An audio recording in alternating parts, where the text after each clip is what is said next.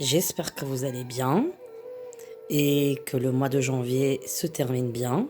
Voilà, nous rentrons au mois de février demain, plus précisément ce soir à minuit évidemment. Et j'espère que vous vous portez tous bien. Je vais faire un petit tour général un petit peu, voir d'une manière globale ce qui se passe un peu en France, dans le monde, vu qu'il y a une tension très forte actuellement dans certains pays. Donc on va un petit peu regarder d'une manière générale. En médiumnité pure. Voilà. Qu'est-ce qui va se passer pendant cette période actuelle?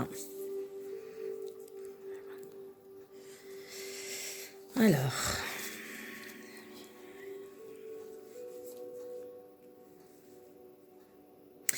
la première chose qu'on me parle par rapport à la France, c'est des mouvements qui vont aller crescendo, des mouvements populaires.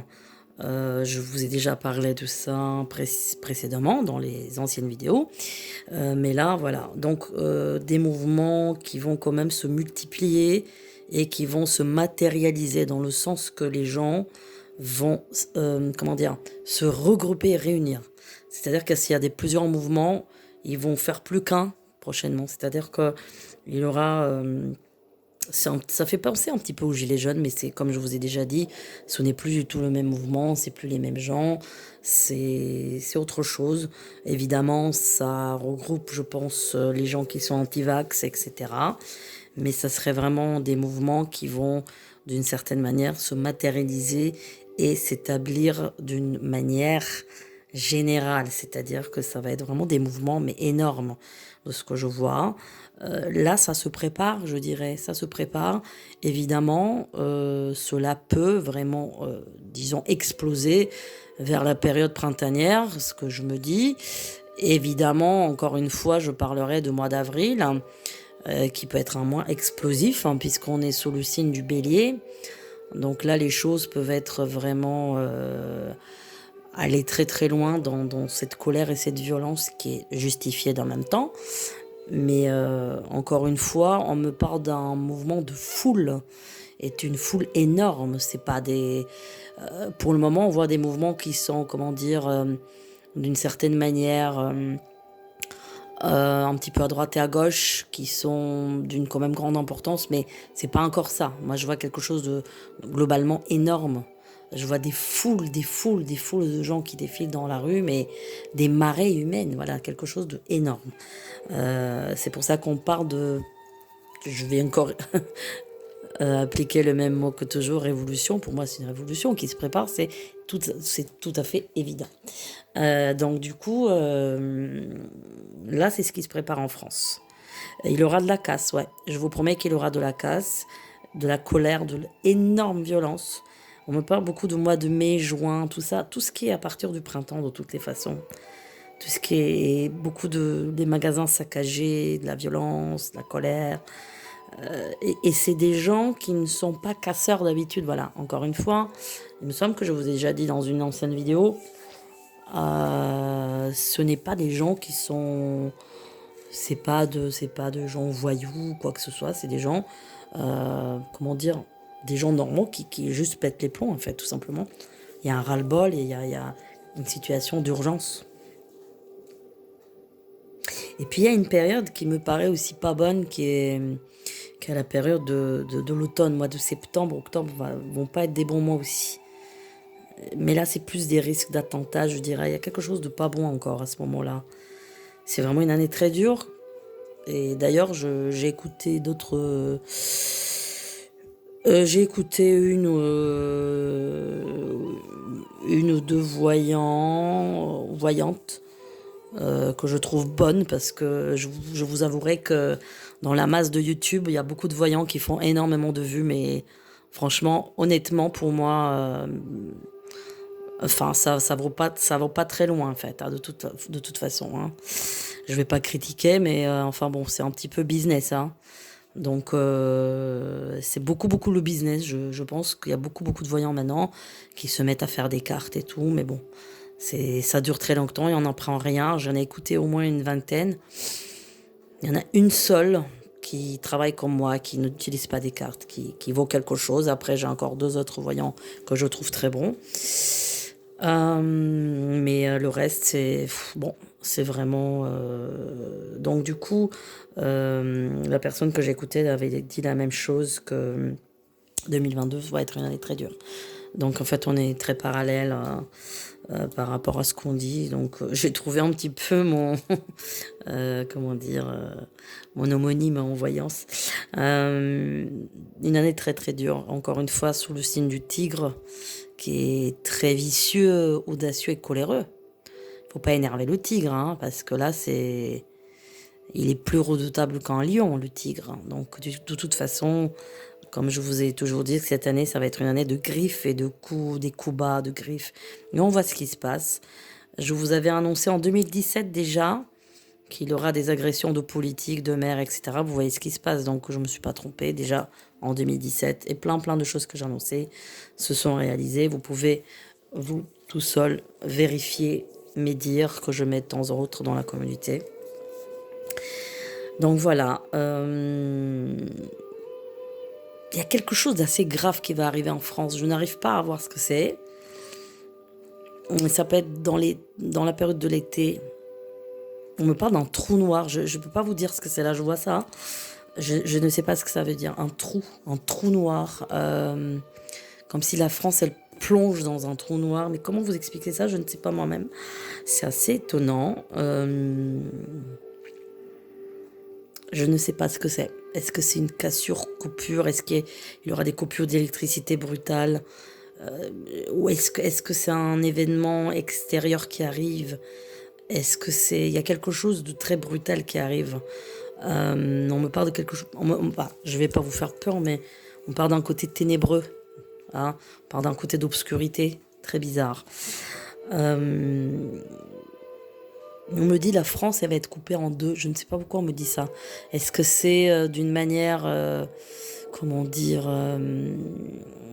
est-ce que c'est pas d'une manière globale, générale ou matérielle? Ou est-ce que c'est d'une manière... comment dire... il y a quelque chose de... Déjà, il y a des phénomènes surnaturels, ça c'est d'une manière sûre, mais on me dit la France va être coupée en deux. Je ne sais pas pourquoi je vois ça. Je ne peux pas vous dire. Est-ce que c'est des phénomènes extérieurs, extraterrestres, ou bien c'est parce qu'il y aura la France qui va être partagée en deux d'une manière politique? Et là, vraiment quelque chose de... Mais en tout cas, il y a quelque chose d'assez grave qui arrive. Hein. Alors, je ne veux pas vous faire peur, évidemment, mais là, je suis obligée de dire de ce que je vois, parce que je ne peux pas vous cacher l'information que je suis obligée de vous transmettre. Elle rame, la France, elle rame. Elle a des béquilles. Actuellement, la France, elle est blessée, elle a des béquilles. Et je vous ai toujours dit, d'ailleurs, la voyante que j'ai écoutée, une très grande voyante, Geneviève Delpech, hein, qui était la femme du Michel Delpech, elle a dit la même chose que moi. Il faut une période de 10 ans. Je vous ai déjà annoncé ça en 2017. Il faut une période de 10 ans pour que les choses s'arrangent, hein. Mais globalement aussi dans le monde. Donc elle parlait de l'année 2030. Donc pour moi, c'est à peu près ça. Là, la France, elle est blessée, elle est souffrante, elle est avec des béquilles, elle marche comme ça, sur un pied, sur l'autre pied. Donc c'est pas ça, c'est pas ça. Il va y avoir des révolutions en France. Il va y avoir des révolutions, pas une. Alors, ça serait pas de la guerre mondiale, guerre civile, je dirais pas ça, mais c'est des mini-révolutions. Et malheureusement, de ce que je vois là, ça va pas se faire une seule fois. Ça va se répéter plusieurs fois, en fait, dans des années qui viennent, qui vont pas être belles ces années-là, malheureusement. Ça va être des années dures. Ça va être des années dures, vraiment dures. Il faut encore quelques années pour que les choses, peut-être à partir de 2026, je pense que les choses vont aller mieux. Évidemment, vous allez me dire, c'est loin tout ça, 2026, c'est loin, c'est très très loin. Mais là, c'est bon. Alors,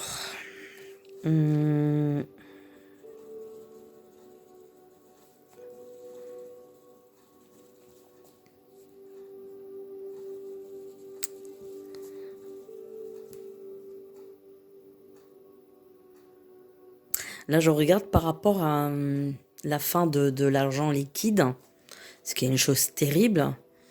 Ceux qui veulent mettre d'ailleurs, depuis, c'est un plan qui est là depuis. J'étais au courant de ça depuis, je vous dirais, les années 90. Hein. Je le savais puisque j'étais assez informée à ce moment-là même les implants, tout ça c'était planifié depuis même avant les années 80. Donc tout ça c'est quand vous voyez tout sur vos cartes, partout, carte bleue, carte vitale, vous avez des puces partout, on peut vous surveiller de partout. Donc on est dans une société de surveillance de toutes les façons. Maintenant, cette histoire de fin de liquidité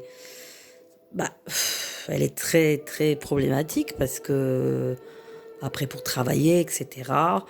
Et puis bon, on passe vraiment à un autre niveau en fait. Hein, mais de toutes les manières, sachez que il est dit que le jour qu'il aura plus d'argent, normalement, on rentre dans l'ère messianique. Ça a été des écrits qui étaient dits depuis des milliers d'années, qui étaient divulgués. Le jour qu'il aura plus de liquidité, donc d'argent, normalement, on est dans la période messianique, la période du changement, du grand changement. Donc après, finalement, vous voyez, si on rentre dans ces dimensions, on n'aura plus besoin d'argent. Mais bon, on n'est pas encore à ce niveau-là. On n'y est pas encore. Et vous savez qu'il y a une ville en Inde, je ne me rappelle plus le nom. C'est à côté du Pondichéry, il me semble. C'est une ville qui était d'ailleurs créée par une femme qui était, je pense, française d'origine juive d'ailleurs. Je ne me rappelle plus le nom de cette ville. Vous avez des temples, un temple rond qui est très connu. Et là-bas, quand vous arrivez, eh ben, vous déposez tout votre argent. Donc, vous vivez sans argent. Mais c'est très bien, puisque quand vous allez au magasin, vous prenez ce qu'il vous faut, une pomme, une pomme de terre et tout. Donc, c'est une ville d'échange, en fait. Il n'y a pas de matérialité dans cette ville-là.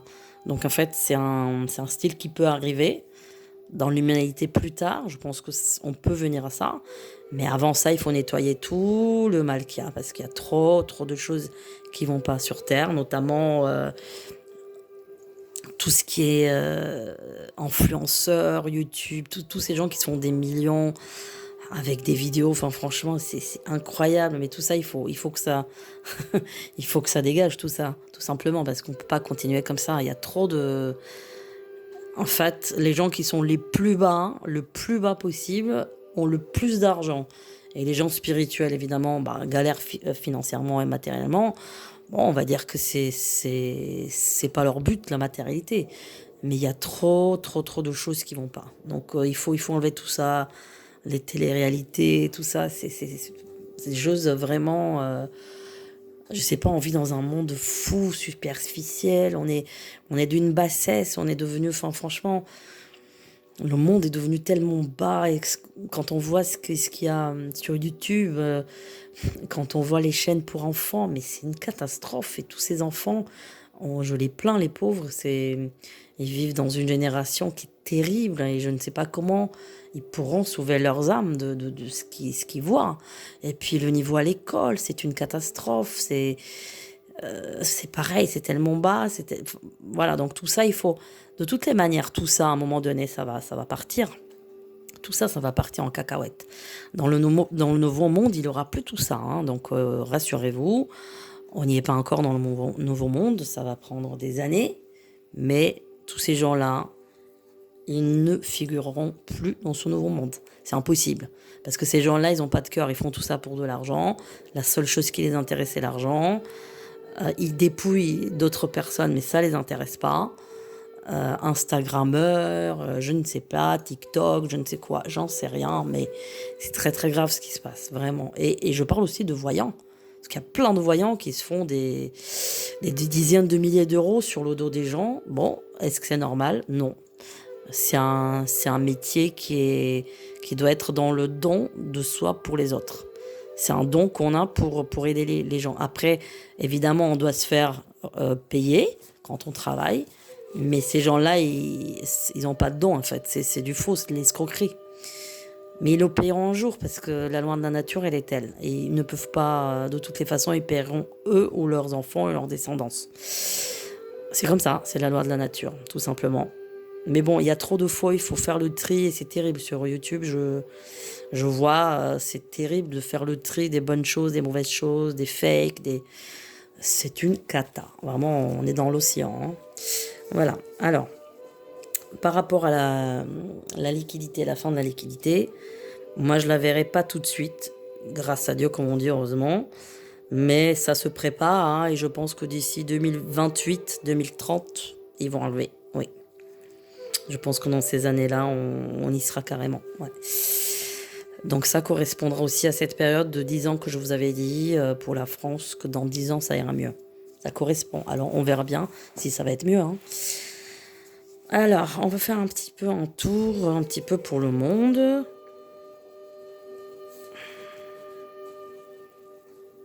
Alors,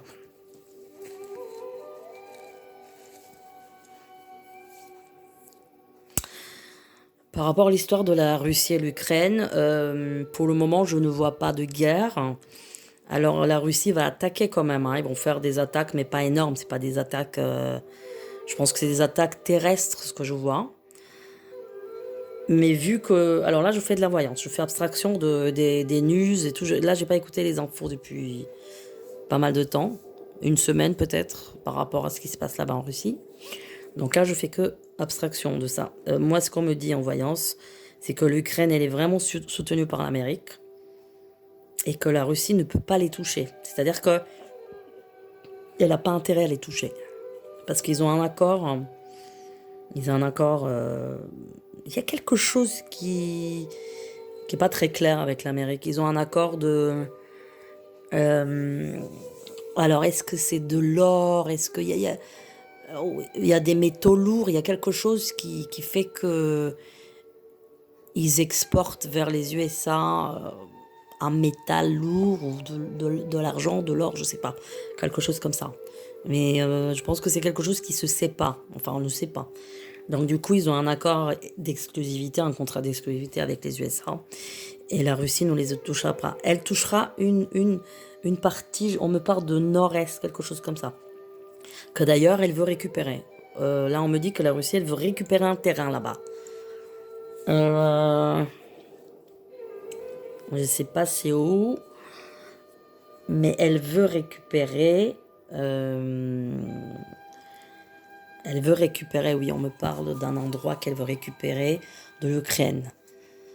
C'est un département, quelque chose comme ça. Mais elle va peut-être y arriver parce que je vois des soldats qui s'installent là-bas. Mais bon, une guerre comme ça massive, moi j'en vois pas. Non, j'en vois pas. Ça va être tendu, tout ça. Là, dans quelques mois, ça va être encore plus tendu. Il y aura des renvois de... Non, c'est pas des missiles, c'est pas des missiles, mais bon, des tirs, on va dire, voilà, des tirs. Mais ça reste des combats terrestres et encore des combats, je pense pas. Parce que je vois pas vraiment les Russes rentrer en Ukraine, sauf dans cet endroit que je vois. Alors, qu'est-ce qu'on voit d'autre?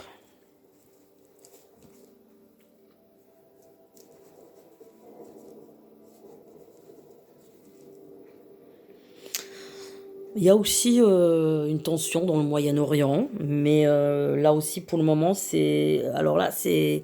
On tire, on tire, on tire, on tire sur la ficelle, c'est prêt à exploser, mais pour le moment ça se maintient, il n'y a pas d'explosion.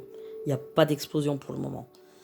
Les choses, on va dire que pour le moment, ça va être très tendu. Ouais. Au Moyen-Orient, il y a certains pays qui vont être vraiment dans une très forte tension et préparés à des attaques, mais il se passe rien. Sauf peut-être vers la fin d'année 2022. Il y a quelque chose qui est pas très clair de ce côté là-bas aussi. Et je pense qu'il y aura des tirs, mais bon, une guerre vraiment, une guerre mondiale, là, non, j'en vois pas ça. Euh,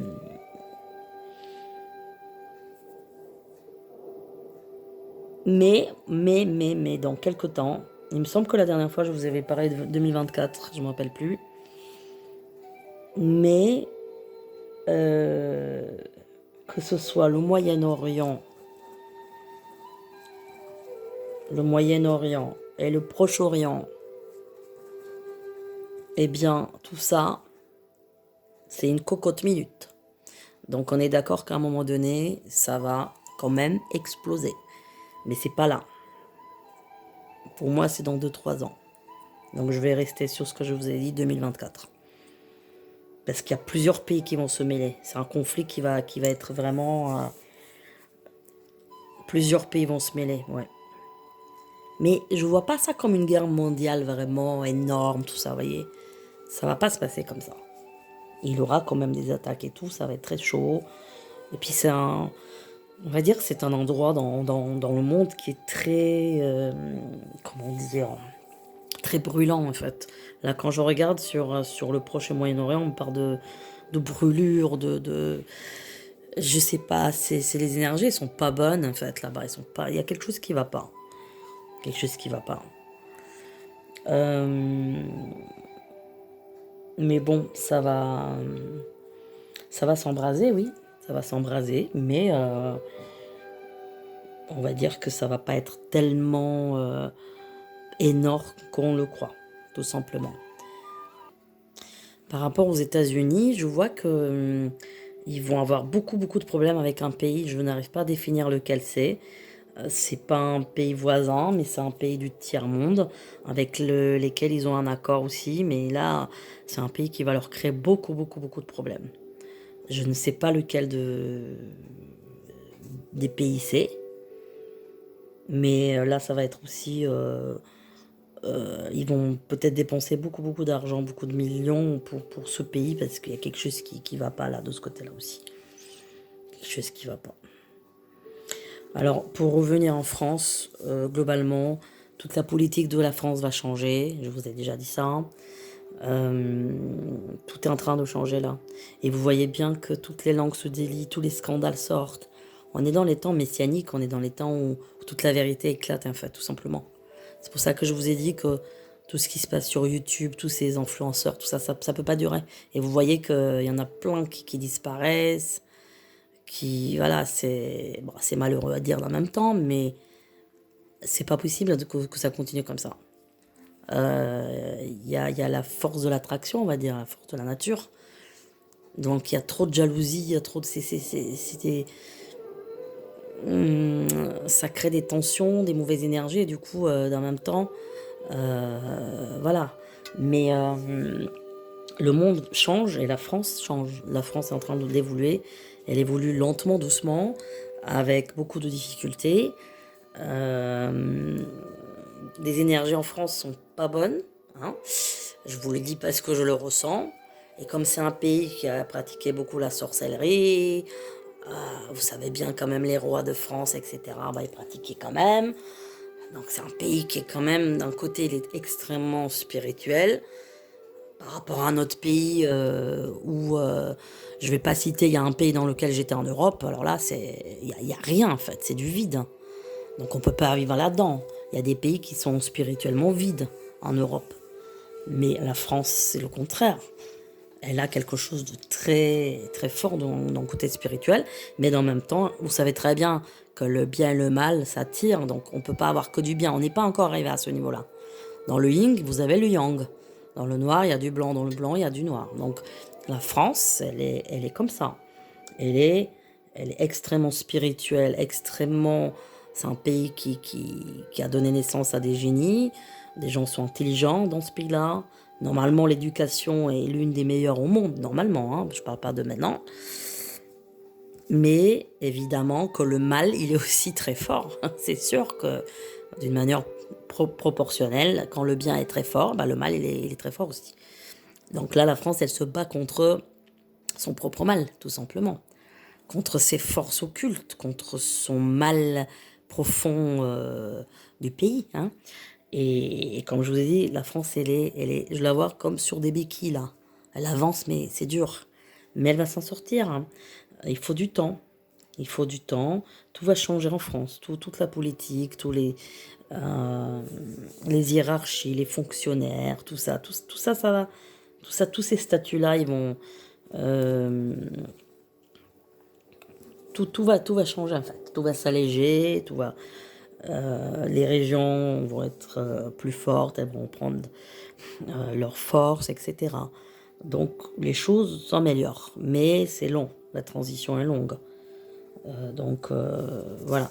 Alors j'avais promis de regarder pour les îles de la Réunion, la Martinique, la Guadeloupe.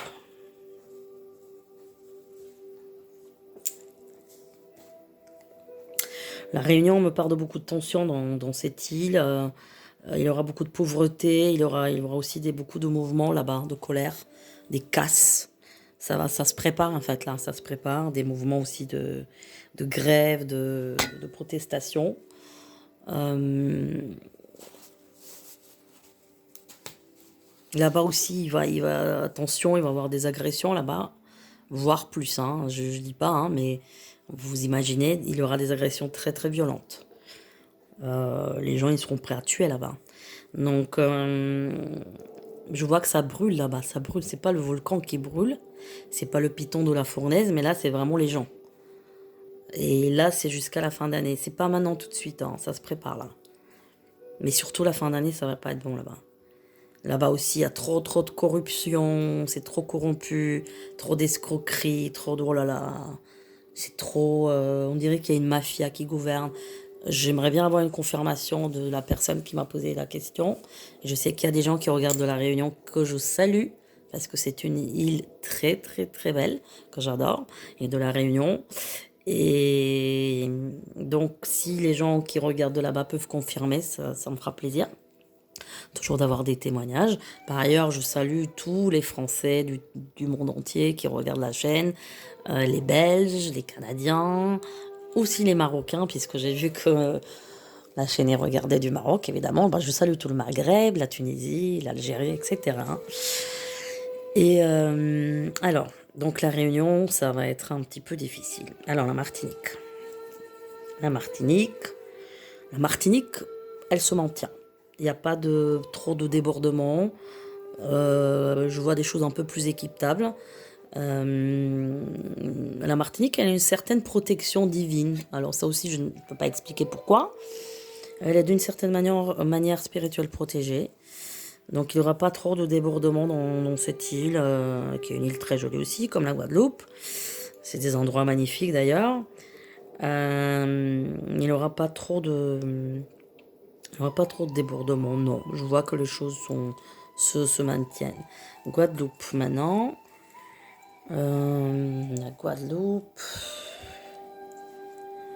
Alors la Guadeloupe, on me dit que, bon, après ce qui s'est passé l'année dernière, avec les mouvements, avec les barrages et tout, certaines personnes ont essayé de calmer les choses avec des pots de vin et des choses là aussi. J'attends une confirmation. Il y a eu des pots de vin, il y a eu des gens qui étaient achetés pour se taire. Hein. Le silence de certaines personnes était acheté. Donc, mais bon, là, c'est le climat là-bas, il est pas bon. Non. Les gens, ils sont tristes, il y a une tristesse qui s'est installée, il y a une lassitude, un désespoir. Les gens, ils sont dégoûtés, en fait. Parce qu'ils, vraiment, ils ont plus les moyens, ils ont plus rien, tout est très cher et ils trouvent pas comment s'en sortir, en fait, tout simplement. Ils trouvent pas la solution. Et j'ai l'impression qu'ils sont pas écoutés, en fait. Ils sont pas écoutés du tout.